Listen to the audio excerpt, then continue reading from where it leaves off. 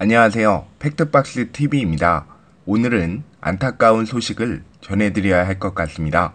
한국 재계의 큰별 이건희 삼성그룹 회장이 25일 78세를 일기로 사망했습니다. 2014년 5월 이태원동 자택에서 급성 심근경색으로 쓰러진 지 6년 5개월 만인데요. 삼성을 세계적인 기업으로 만든 고 이건희 회장, 그의 사망 소식에 언론은 애도의 표현보다 더 많이, 더 빠르게 그의 천문학적인 자산에 많은 관심을 보이고 있습니다. 명성만큼이나 많은 고 이건희 회장의 자산은 겉으로 드러난 주식 자산만 18조 2천억 원으로 대한민국 상장사 주식 부호 1위입니다.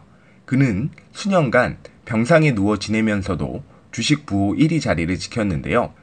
삼성전자, 삼성 SDS, 삼성물산, 삼성생명, 이들 4개 계열사의 최대 주주이거나 최대 주주의 특수관계인으로서 모두 상속세법상 최대 주주 할증 대상입니다. 따라서 이들 4개 계열사 지분 상속에 대한 상속세 총액은 무려 10조 6천억 원이라는 한국 역사상 가장 큰 세금 액수가 산정되는데요. 이것은 어디까지나 겉으로 드러난 고 이건희 회장의 주식 자산입니다. 당연히 추가적으로 드러날 그의 자산 역시 천문학적인 금액일 것이라는 예상은 누구나 가능한 일인데요. 부동산 등 다른 재산에 대한 세율은 50%가 적용됩니다. 상속인들은 상속세 총액 중 자신이 상속받을 비율만큼을 내게 되는데요. 이 회장 상속인들의 상속세 신고 납부 기한은 내년 4월 말까지입니다. 고액의 상속세를 한꺼번에 내기 어려운 만큼 상속인들은 연부연납 제도를 활용할 가능성이 높습니다. 연부연납은 연이자 1.8%를 적용해 신고 납부 때 상속세의 6분의 1에 해당하는 금액을 낸 뒤에 나머지를 5년간 분할 납부하는 방식입니다. 구광모 LG그룹 회장도 고 구본무 회장의 재산에 대한 상속세 9,215억 원을 이 방식으로 내고 있습니다. 이 회장의 법정 상속인은 배우자 홍라희, 아들 이재용 삼성전자 부회장, 딸 이부진 호텔신라 사장과 이서연 삼성복지재단 이사장입니다. 유언이 없을 경우 법적 상속분은 배우자가 4.5분의 1.5, 자녀가 4.5분의 1씩입니다. 하지만 삼성그룹 승계를 고려해 작성해둔 유언장대로 상속될 것이라는 예상이 나오는데요. 상속인들이 10조 원이 넘는 상속세를 5년에 걸쳐 나눠서 낸다 하더라도 이들이 가진 현금만으로 세금을 내기는 어려울 수 있어 주식 보유 지분을 담보로 대출을 받을 것이라는 관측도 나오고 있습니다. 고 이건희 회장의 별세로 이재용 삼성전자 부회장의 앞으로 삼성 회장으로서 행보가 주목되고 있는데요. 특히나 온라인상에서는 누리꾼들이 당장 막닥들인 이재용 회장의 상속세 납부 방법에도 관심이 많습니다. 이를 어떻게 넘길 것인가? 합법적인 방법으로 상속세를 낼 것인지 아니면 경영권 승계 과정에서 보여진 불법적 꼼수가 또다시 자행되는 것은 아닌가 하는 추측성 댓글들이 계속해서 올라오고 있습니다. 고 이건희 삼성그룹 회장. 이 회장은 삼성이란 회사를 세계적인 최고의 기업으로 만들며 대한민국을 선진국 반열에 올려놓은 1등 공신이며 이로 인해 많은 국민들에게 큰 자부심을 안겨주기도 했는데요. 이 회장은 1942년 1월 9일 대구에서 고 이병철 회장과 박두울 여사의 3남 5녀 중 7째로 태어났습니다. 아들 중에는 막내였고 경남 의령 친가에서 할머니 손에 자란 그는 1945년 해방 이후 어머니와 형제들을 만났습니다. 대구에서 유년기를 보내고 1947년 사업 확장에 나선 아버지를 따라 상경했으며 초등학교 5학년 11살이던 1953년 일본 도쿄로 유학을 떠났는데요. 선진국을 배우라는 아버지의 엄명을 따른 것이었습니다.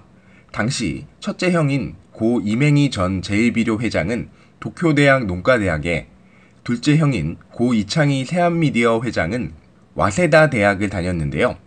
이 회장은 둘째 형과 같이 지냈습니다. 형들과 나이 차이가 많이 났던 이 회장은 외로움을 달래려 애완견을 키웠는데요. 1979년에는 세계견종종합전시회에 순종 진돗개 한 쌍을 출전시키기도 했습니다. 유학생활을 마친 후 서울 사대 부속중학교에 편입해 서울사대 부속 고등학교를 다녔고 고등학교 시절 레슬링부 활동을 하며 전국대회에서 입상도 했습니다. 서울사대부고 졸업 후에는 와세다 대학교에서 경영학을 전공하였고 대학 졸업 후 조지 워싱턴 대학교 경영대학원에 진학해 경영학 석사과정을 수료했습니다. 학업을 마친 1966년 서울대 응용미술과에 재학 중이던 홍라희 여사를 만나 홍 여사가 대학을 졸업한 이듬해 4월 결혼했습니다. 1970년대에는 미국 실리콘밸리를 견학하며 신산업 사업 전략을 구상했고 반도체 산업을 눈여겨보던 이 회장은 한국 반도체가 파산 위기에 직면했을 때 아버지에게 인수를 제안했지만 거절당했습니다. 결국 이 회장은 자신의 돈으로 한국 반도체 지분 50%를 인수한 뒤 반도체 기술 이전을 받아오기 위해 실리콘밸리를 50여 차례 드나들었습니다. 삼성그룹 후계자로 본격적인 경영 수업을 시작한 것은 1978년 삼성물산 부회장으로 승진하면서부터이며 형들을 제치고 그룹 경영권을 물려받은 데에는 한국비료 사카린 밀수 사건이 결정적인 역할을 했습니다. 59톤의 사카린 원료가 밀수품으로 적발됐는데 여기에 친형들인 이맹희, 이창희 씨가 관여한 것으로 드러났기 때문인데요. 이병철 회장은 이 사건에 대한 책임을 지고 경제계에서 은퇴했지만 이맹희 씨가 총수 대행에 오른 이후 그룹이 혼란을 겪자 이건희 회장에게 삼성을 맡기기로 결단을 내렸고 결국 이건희 회장이 1987년 회장에 취임했습니다.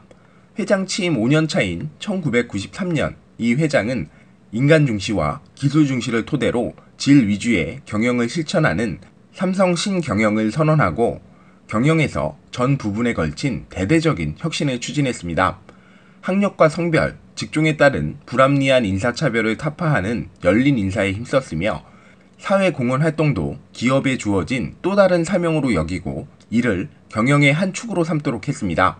또 그는 학창시절 레슬링 등 스포츠와 인연을 맺은 것을 계기로 스포츠의 국제교류가 세계 평화에 기여하는 중요한 촉매제로 인식하고 1996년 국제올림픽위원회 IOC 위원으로 선정됐으며 1997년부터 올림픽 탑 스폰서로 활동했습니다. 2018년 평창 동계올림픽 유치를 위해 꾸준히 스포츠 외교 활동을 펼쳐 평창이 아시아 최초 동계올림픽 개최지로 선정되는 데에도 기여했습니다.